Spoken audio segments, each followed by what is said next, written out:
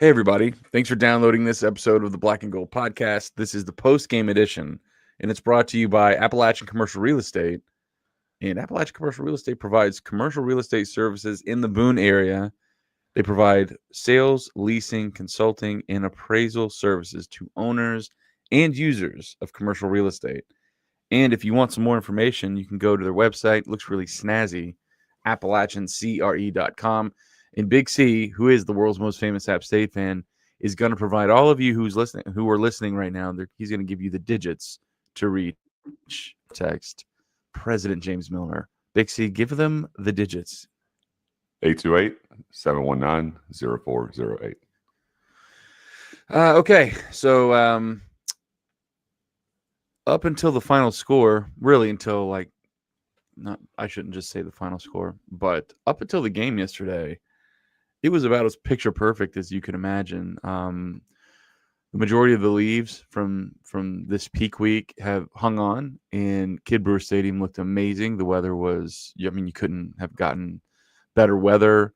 Homecoming, everybody was in good spirits. Everybody felt good, 4-2 coming into this game. So everything before everything started kind of falling off, going off the rails on the field was great. But then we played the game and we lost. So 45-37, we fall to Coastal Carolina. One of the most disheartening stats that I've seen came from a friend of mine right before we hit the record button here. 33% of Coastal's points from the season occurred yesterday. 33%. They scored a third of their season's points yesterday. Yeah, they were coming in averaging like 14 point something a game. And It was pretty obvious. You look at who they played, and all their games were either one way or the other way.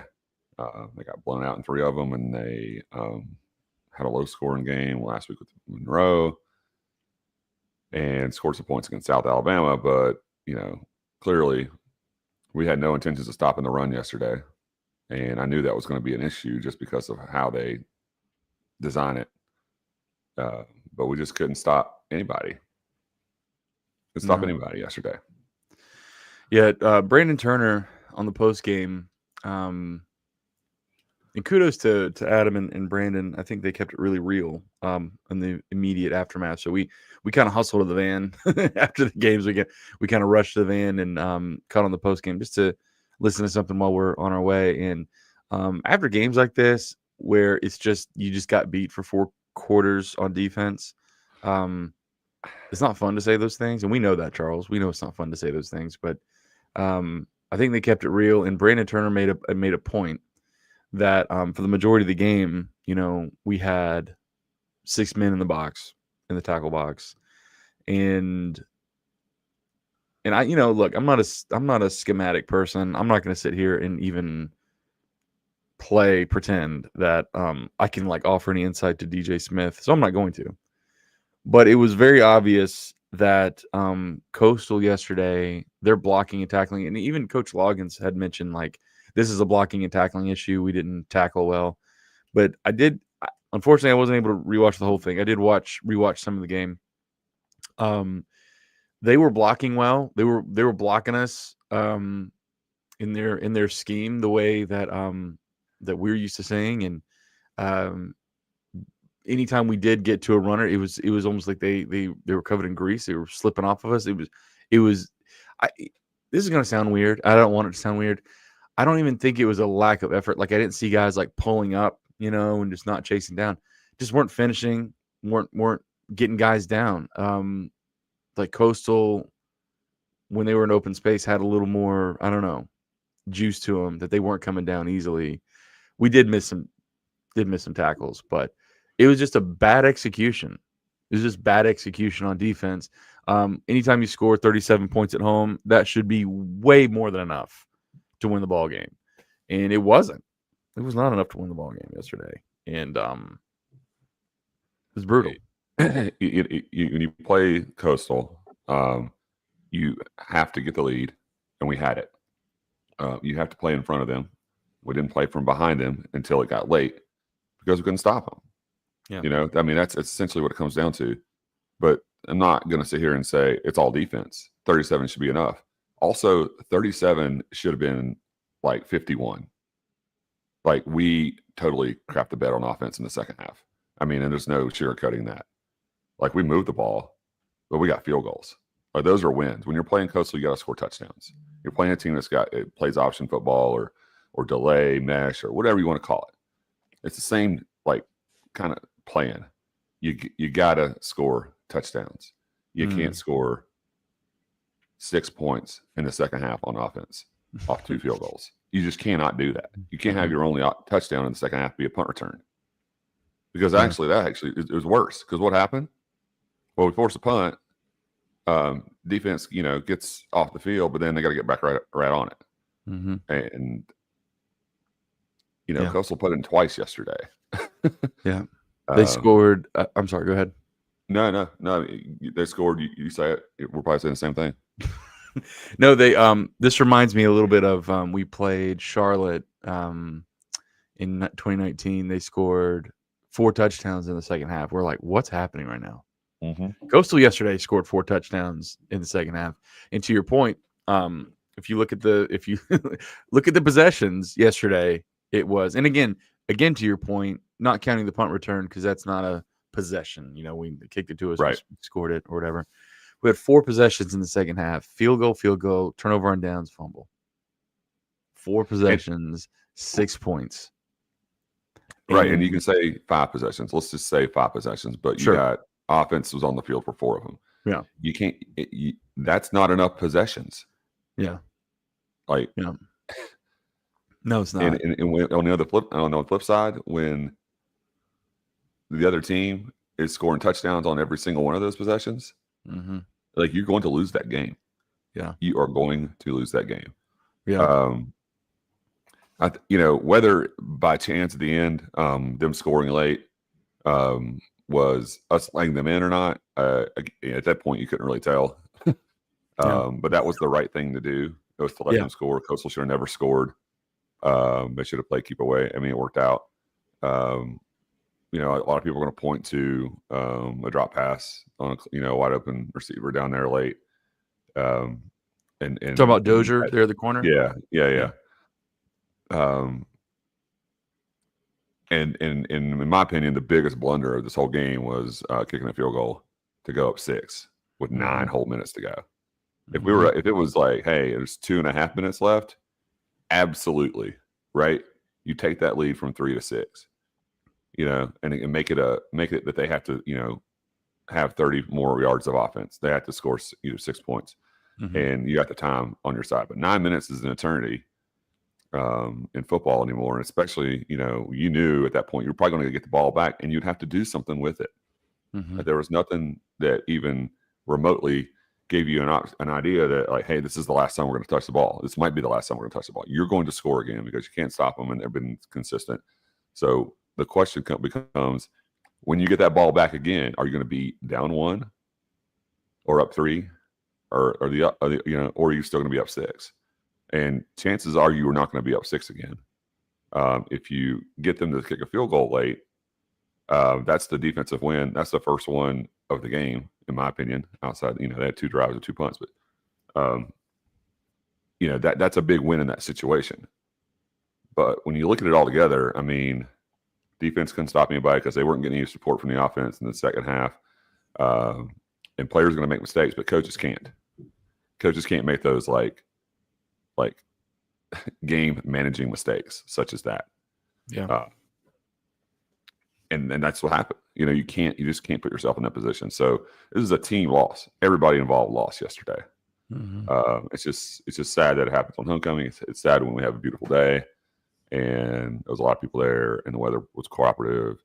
And other than that, like, it was the only thing that messed it up was the 60 minutes on the field. I don't even know if I want to say anything else. I mean, that's correct. That's correct. I mean, you just got an eerie feeling when we ended up kicking it. Like, It's like, great. Cool. Like, this is it's like, someone hasn't played in these kind of games before. Like, what are we doing?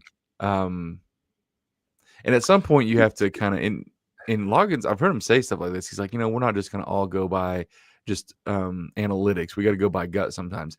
That felt like a gut move to me. That's a gut move. That feels like a gut move to me. Like you put your nuts on the table and say, "Stop us. We're going to go for blood. We're going to cut your throat right here." You talk. I hear a lot about we're going to learn to win. Going to learn to win. Going to learn to win. Here's how you don't learn to win.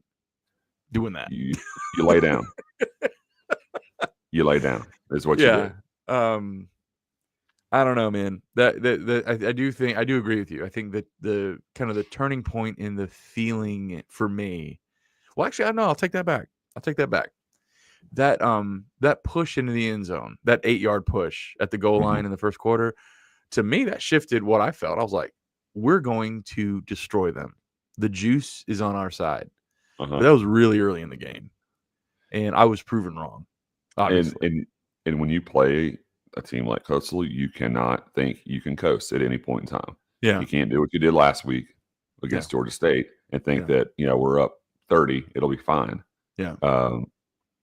If you're only up 14 against a team like Coastal, that's never up enough. Yeah. We couldn't get, if I'm not mistaken, I'll double check this. We could not get that 3-possession lead. Is that right, AJ? No, we couldn't. You're right.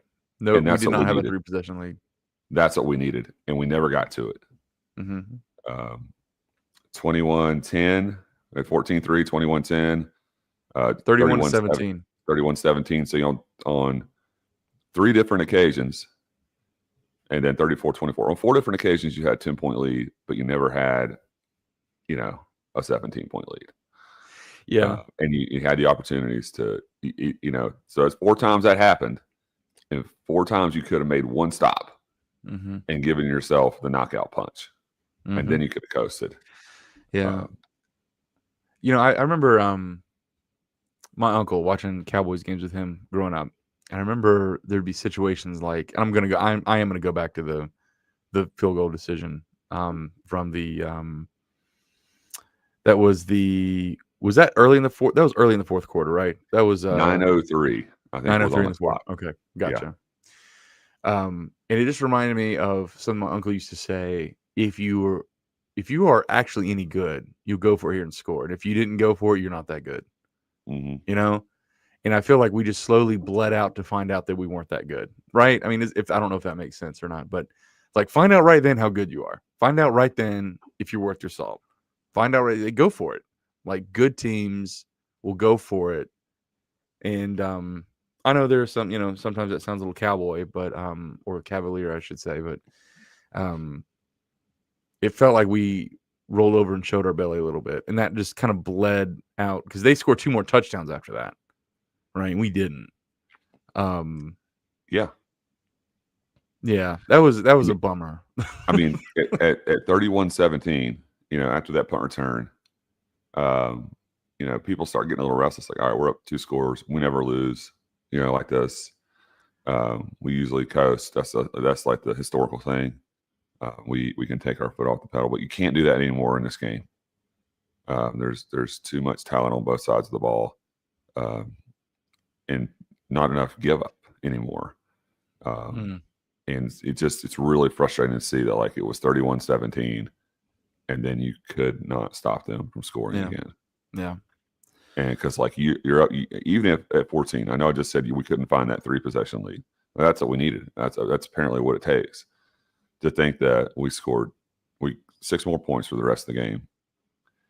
And it was a situation where you could have certainly in that situation not kicked a 23-yard field goal, right? Like a 23-yard field goal.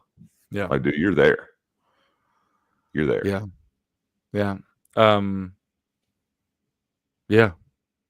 And we're dinged up, and just to paint the full picture of everything, that stinks too, I mean, the me. last thing you want to see is an offensive lineman get carted off, and that's probably not pretty, and it's probably season ending, right? I mean, Jaden Ramsey also, it looked like he his ankle again. I mean, he was carried off, not carted off, like was it Will Ramsey? What, I forget his first name, 67. He was carted off, which is, like, to your point, Charles, really bad. Jaden Ramsey had to be carried off at one point. We're still missing our the Poindexter, our starting right tackle, who started. He probably won't come back. I don't know. Did you see the shot that took Dubinion out of the game? I don't think I did. Yeah, it was. I think it was in the third quarter, and it was towards the end of the third quarter. It was a throwdown towards the north. What would that be? Northwest corner of the end zone. And he missed it. It was a little bit high. He kind of was turned around and make a catch, and that corner just came down and put a helmet right in his back, like right in his back. And he, that's what Coastal does. Yeah, yeah, that's what they do. But he came off, and right when he came off, and we've gotten to know him a little bit. He's been on the show, and we kind of know his mentality. When he came off and started like waving for the trainer to come, I was like, you know what? We're not going to see him again. We're not going to see him again today. Because if that hurt that dude, then he's hurt. So, I thought Lewis was fine. I thought he played well in his stead, right? Yeah. But this goes to back to show, like, this is why depth's important. This is why you need to be careful with counting on one particular guy. This is why they protect quarterbacks, because, like, first 5-6 games, you're like, oh, Dubinion, that's it. We're going to ride him. He's going to rush for 1,300 yards and, whatever. And then it's like, well, football's hard. And especially when you run hard and you are a physical, oriented kind of runner, it's going to be tough. It's going to be tough to keep you on the field all the time. I think what you said, Charles, sums it up. Everybody lost. Defense didn't tackle well. They were blocking us. We looked so off balance. Yeah. And this reminded me a little bit of, and this is the first time, like, legitimately the first time this season, I was like, defense doesn't look good. And it looked the way we did when they put in that when Marshall put in that quarterback for one game against us. Hadn't seen him before. Braxton. Yeah. Your favorite? Yeah. It's like they put him in to do one thing, is to run that option, kind of like off balance kind of deal. And then this guy hadn't played until we saw him, and we made him look great. We made him look awesome. And Collier, if I'm not mistaken, had only played like a couple games, and really last week was the only game he played significant time. Yeah. We made him look great, though. I mean, he did throw a couple picks. He wasn't perfect, but just the slipperiness and him being able to break away, pick up first downs. I mean, they had juice, and they wanted that game. They wanted it. Their players wanted it. They came in fired up, and schematically, them blocking downfield. I mean, they did not look like a team that was struggling to score this year at all. And we let them continue to experience hope by not having a 3. It's one thing to say, I can't believe we weren't up by 3 possessions. It's one thing to say that, and the other to say we were in several positions to make sure that we were up 3 possessions and didn't do it. There's a difference. But yeah, it was just very disappointing. Very disappointing outcome of that game. You couldn't really say a whole lot past that and not be repeating yourself. Yeah. We touched on the field goals. 6 in the red zone scoring, but 3 of those were field goals, I think. So that's really, really tough. And I'll say, and go ahead. Yeah. Just late in that game. This is not why we lost at all, but like the officiating just disappeared.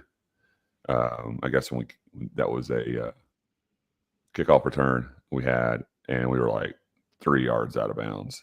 When Birchall was that out of bounds? Yeah. That was atrocious on all levels. When the returner has his foot on the yellow portion of the sideline, and then the dude's making a play, That's called a late hit. That's a hit out of bounds. Yeah. That's what that is.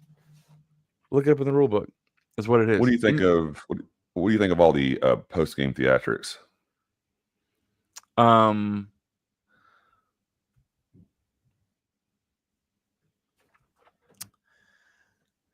think it's good when there is I think it's a part of college football that's good that you can kind of talk that much trash and do stuff like that. I think the thing that bothered me the most, number one, of course, it goes without being said, it bothers me they did it on our field. What really bothers me is I saw several players standing around watching them do me it. too. I saw that too. I saw guys that were heading to the locker room, stopped and watched. Yeah, except Verwain didn't let him do it. Leon didn't let him do it. Orlando, that's his name, Orlando Leon, I think. Number 52. And then they got like some guys got involved, but I saw several app players just kind of watch them do it. And I think that right now you have one side that's taking this game very, very seriously, and the other side that's not.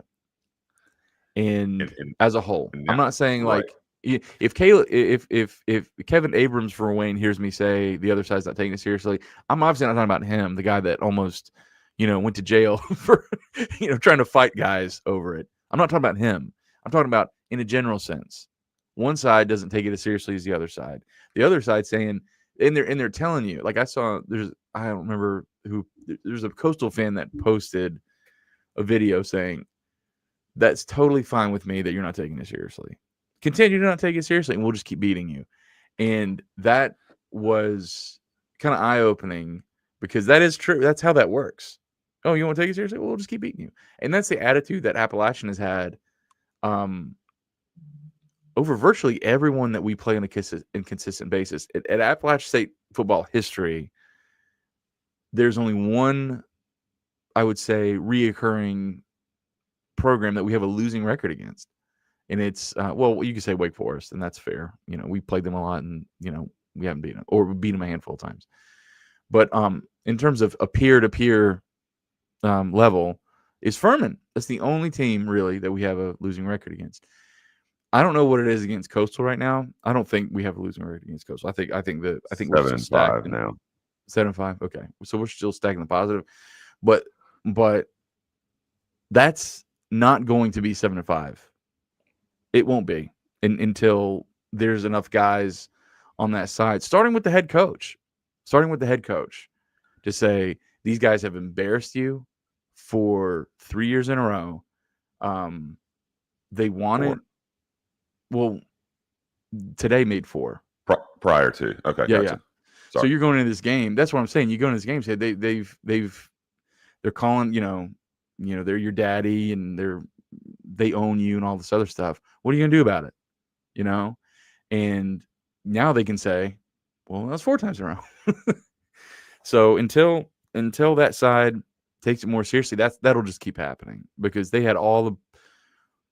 And there was I can't remember, again, apologize. I'm not trying to not name the people. I just don't recall the exact accounts because no one really puts their name on anything anymore. No, they don't. But there was an app account that said the Coastal video production stuff and the hype videos were all about beating Appalachian State. Not, hey, here we go. We're another game, another ring game. It was, we're going to beat Appalachian State. And the Appalachian video didn't mention Coastal at all. And is that a strategic move to say, no, we're not even going to acknowledge them? I don't know. Maybe. And whatever. And that's a choice. But I think now it is silly to not acknowledge. We got to beat Coastal. And we're going to their place next year. We're going to Conway next year. I've never, yeah. It is so annoying to see how they have single-handedly on their own accord created something that we don't want, and they keep throwing it into it, and then they keep throwing crap at the fan, and it's like, we don't like them. I mean, that's what their coach said. We don't like them. They don't like us. We actually don't care about you. Like that's a patented lie. But what is he doing? He's fired his team up. Mm-hmm. What did we hear this week to fire our team up about playing at home? I don't know. Yeah, I don't know. And this is kind of like a gift, isn't it? Like anytime someone's coming up there and they're giving it to you, they're kind of calling their shot. It's kind of a gift, you know. They are calling their shot. Grayson McCall owns Appalachian State. He's talking trash. He's down there on the coaching staff now. He's telling these guys how, blah blah blah blah blah blah, blah or whatever it is, right? That's a gift. And this, and I don't know. I'm not in the meeting rooms. I'm not there when Coach Loggins is addressing the team. I don't know. But man, like this whole like,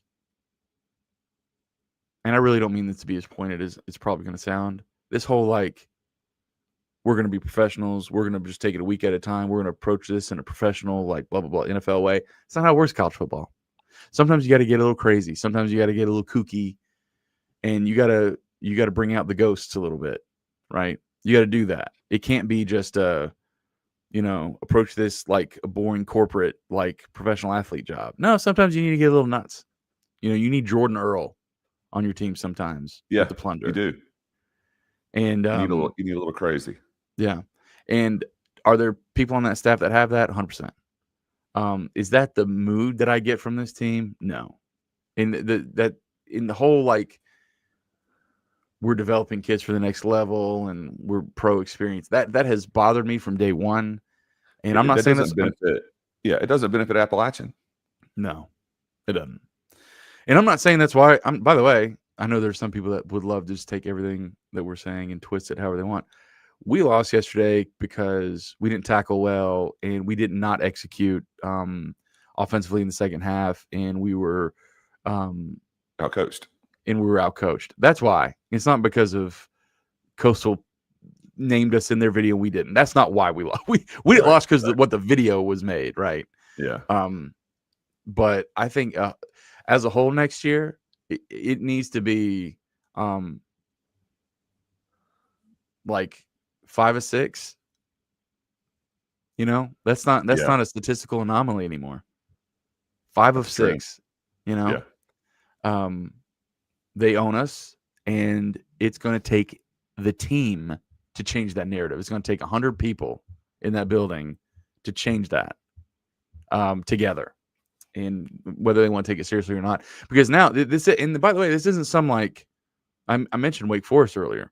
This isn't Wake Forest where you play them once a year. Of course, this is back in the day, and it's like we beat them, but they mostly beat us, and like that sucks. But hey, we have our conference schedule. This is a conference game, so now they're 3-1, and we're 1-2. Like that was a big loss yesterday.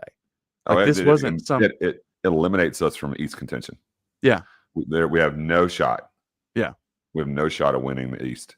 Yeah. At all. And we have no shot at, even if we did somehow pull it out of our tails, of hosting a conference championship game. We are playing for a bowl game. Yeah. Yeah. This is a huge loss yesterday. And I think part of sports, I think kind of the beauty of sports is like resiliency, peaks, valleys. We've talked about that. Appreciate when you win because you don't know how long it's going to last. But it's good just to say, Coastal Carolina has willed themselves as a program across 2 coaches to get fired up to make us the object of their, like, dude, Coastal Carolina's like main athletic account dunked on some people yesterday. Like, Akeem Davis Gaither. Akeem Davis Gaither's like, oh yeah, I guess this is your Super Bowl, right? And then the official Coastal account was like, hey, congrats, we've won 4 Super Bowls in a row. Like that was like, where's that juice? Where's that juice on our side? Right? It would make us very angry. Well, angry. That's not even angry. When people say, oh, we're your Super Bowl. Like, nah, man. Winning games is the Super Bowl. Like winning a bunch of games, winning conference games, winning conference championships, and winning bowl games. That's our Super Bowl, not one team. But for them to come back and be like, nana boo boo, like you suck. We beat you 4 times in a row. That sucks. Right? And we're all feeling that burn right now. Yeah, it's embarrassing on all levels. Yeah.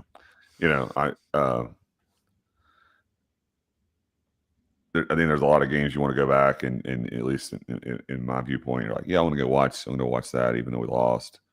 I don't want to watch it. I don't want to go on social media. I don't want to see it. It just makes me want to withdraw from all that completely. Yeah. It's not fun.